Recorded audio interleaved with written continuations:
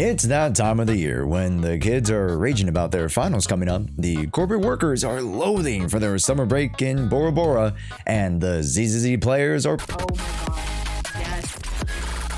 preparing for a whole new season. Yet it wouldn't be an end to an era without being able to look at the past year and unfortunately look back at it with some regrets. Today, we're going to be reviewing the bottom 5 units of ZZZ Season 2, and these units arguably are the ones that you should not be bringing into the new season or picking up with future reruns. Now, if I do manage to mention your waifu or husbando, please don't come at me with pitchforks. This is just from a more value and performative standpoint, as I'm sure many of you who have clicked on this video are wondering about units to avoid down the road. And this video was given the green light by you guys.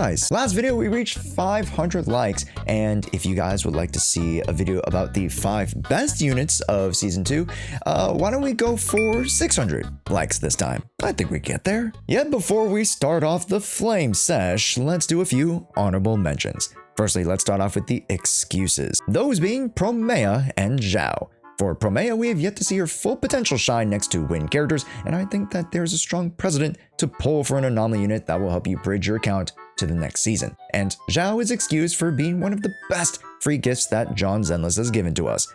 Free support who can grant either Veils and the sizable attack buff, yet outside of that, she's the least productive support out of the entire 2.x cast, which says a lot about the amazing supports we've gotten. And next, we have the true honorable mention to this list, Banye. Yup, Banye barely escapes the list for having a strong objective output of damage. Unfortunately, his cool factor did not move him either direction, but the higher floor of this character, as well as the output against his peers as his kit is quite involved, can dissuade many folks from picking this guy back up.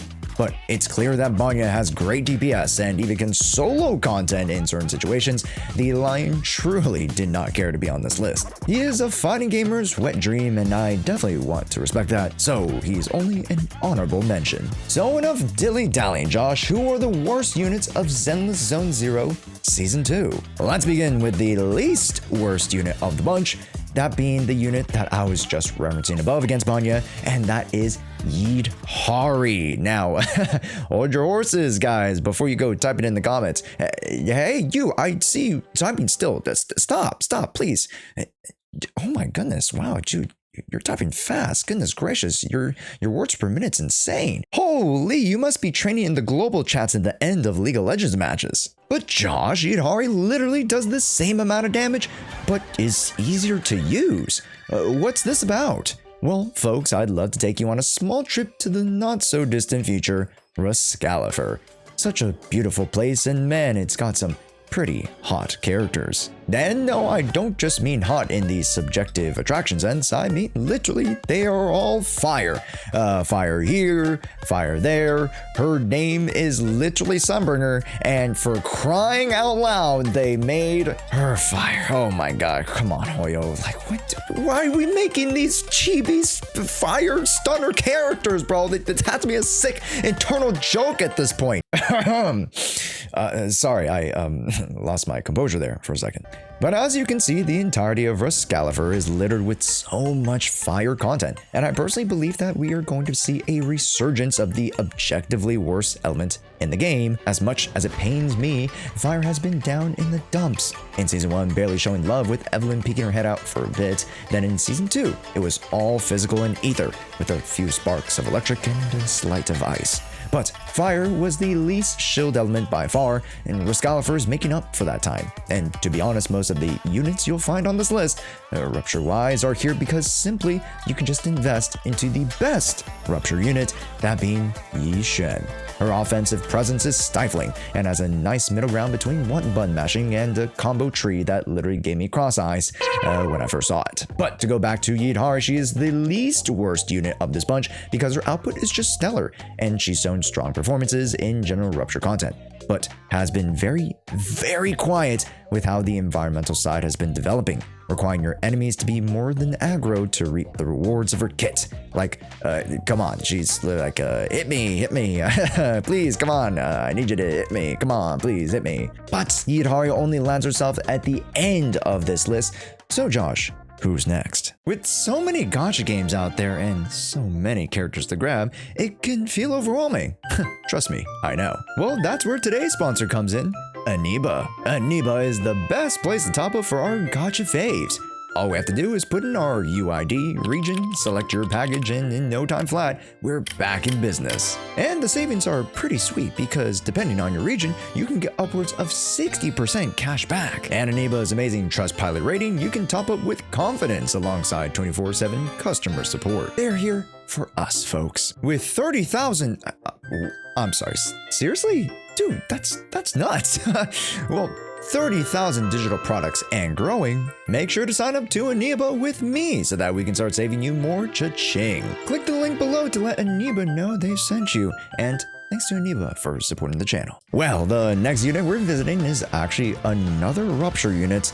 This unit in particular is coming at the literal worst time. That's right, folks, I'm talking about Starlight Knight Billy. For those unaware, as of the time of this recording, which is May the 4th, May the 4th be with you too, but we are just right up into the 2.8 banner and Promea is out. But with the release of Billy, his entry into the game is 6 months too late. Like Attack on Titan coming out with its Season 2 way too late, but was still very well respected. Unfortunately, Billy isn't AOT, which is why he's on this list. With a stellar looking kit, simple but effective, and a type chart that would be S+ in physical and Rupture, he is just coming way too late in the cycle of Rupture units. Physical is the second most shield element of Season 2, and with the bountiful amount of miasmic enemies, his presence as a front-running Rupture unit would have been so welcomed, but now we have rotated out of that and are heading towards the anomaly cycle yet again. And for the next 6 months, it's more than likely going to revolve around wind and other elemental reactionary content. Rupture is fading and fading fast. Like I mentioned before, the output of the character is not the only determinant of why they make it on this list. As far as value goes, this character would have been the talk of the town, a mix of Yishen and Yeshen Guang if you think about it. But he's just coming way too late to where most folks who are pulling are doing so out of the pure love of the game and love of men. Shoutouts to all the Billy mains out there, but man, Billy is getting clapped by the Hoyo male syndrome. But don't worry, folks, if you think there's a statistically disproportionate amount of men here, that's because I've already mentioned the only 2 S-ranked men to come out of Season 2. Don't worry, these hands are rated E for everyone. Let's talk about Cecia. Yes, our Q10 very dumb snake comes in at number 3, and you might be surprised because Cecia has had the lowest interest of all the Hoyo units. Statistically, you'd think that the community has rated her the worst. The way she walks, whack. The way she steals our food, whack. The way she literally has dual scaling, but it's so difficult to really maximize the balance, whack. Cecia still has relative value as a main electric DPS, and with her ability to enter Ether Veil by herself, there is still some perceived value there. Yet outside of that, she is middling and requires a strict elemental class of units to be paired with, that being electric. Without them, she literally uses Dylan and Astra Yao as her teammates to clear DA. Like, those two aren't some of the best units in the game. Cecia is quite average, and her value as a pull is saturated by the plethora of electric DPS units we already have and have yet to come.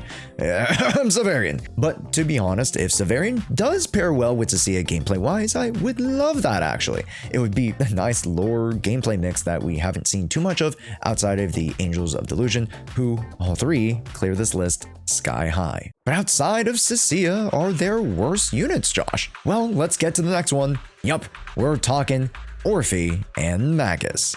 Now, this arguably is the most contentious, as earlier I did mention the potential rising of fire-based content. Orphe would be the right mix as an attacker and buffer hybrid who would be able to be extremely flexible to your playstyle and forgiving with her buff durations. So why is she so darn low, Josh? Well, simply because she's an attack unit. Think about it like this way. You know how Burger King used to be like the it girl, have it your way, right? And you could literally have it your way with any other attacker. Now, barely 1 or 2 attackers want to have it her way. And there's something called Shake Shack. So like, damn man, like, I mean, it is what it is. Like, come on, the Smash Burger, like the milkshakes are just A grade. Man, come on. And since I believe that we'll actually be getting more fire content revolved around Anomaly instead, characters like Bernice have clear synergy with Wind. Orphe really wanting an attack unit to pair with her might be left out of this running. So instead of people wanting burgers, we all move to quote-unquote healthy breedables, which I actually don't know what the new fast food fad is right now. Let me know in the comments. But don't get me wrong, if there are more attack units later into the patch, we could see a resurgence of her value come back. But as it stands, her initial value going into the new season is almost at an all-time low, and stonks for the Obo Squad members are not Daijobu. And folks, before we mention our very last unit, I've got to thank you, yes, you, for all the support these past few weeks. As we ramp up to more content down the line, I want to make Zenless Zone Zero content that is not only educational, but just fun and interactive for you guys. So if you guys found this video valuable, please leave a like and comment down below who is your biggest regret of Season 2. And again, if we do reach 600 likes on this video, I will be releasing the top 5 best units of Season 2. Let's get back to the video. Enough talk. I think most folk know where we're going with this last pick, and since we've already mentioned some of the stinkers already, it's only right that we bring it all around with the worst unit of Zenless Zone Zero Season 2, that being Jufufu. Early on, Jufufu was actually quite solid, a unit that has clear synergy with the best offensive unit in the game, and yet, even though she overlapped with Lighter in that archetype, she carved out her own characters that she was useful for, and honestly is technically still useful to this day. However, ever since the turn of 2.4, the content has shifted. Top performing units have been weeded out of the Tier 0 lounge, and with the introduction of 2 of the most insane performing stunners in Dylan and Nongongyu, the little tiger Thyrin really does not have a place to call home. Even Lighter is still almost comparable to the Eve Dylan teams in certain conditions. Jufufu is no one's best in slot, and because of her varied performance from not having Sig to having a popcorn bucket leaving actual stun breakpoints off the table versus the other 2 mentioned whose stun potentials are barely touched, and it's only their offensive contributions that are modified at the premium, it's safe to say that the cat is out of the bag. And let's not forget that we are literally getting one more fire stun agent to the cast with Norma. Like, how is she supposed to compete with the power of American freedom? If you know, you know. But Jufufu's days in the sun were barely even there, and with middling stun potential and no real best team to call home, Jufufu ranks as the lowest value character of Season 2. And that, folks, ends the list of the worst 5 units in the game. It feels a bit bitter because Jufu is just so adorable, but like Thanos, I need to do what must be done. Hopefully this gives y'all a great insight into units that you might just want to avoid going forward, but there's still so many bright spots of Season 2. Literally a handful, maybe more of units that I would like to take into Season 3 and peg to be some of the best units in the game. And if you'd like to find out who they are, make sure to get us to 600 likes. Come on, let's get it. I'll be continuing to stream some more Zenless Zone Zero and other gacha gaming live on our Twitch, and make sure to stay in touch with our community events and giveaways over on our Discord. And shh, don't tell anyone, but I am running a $100 Starlight Night Billy giveaway just for you. So make sure to head over to the Twitch, learn how to get your raffle tickets. And that, it's your boy Josh, and hey, thanks so much for watching. You should click on this next video because YouTube thinks you'll like it, huh? Yeah, we'll click on it right now.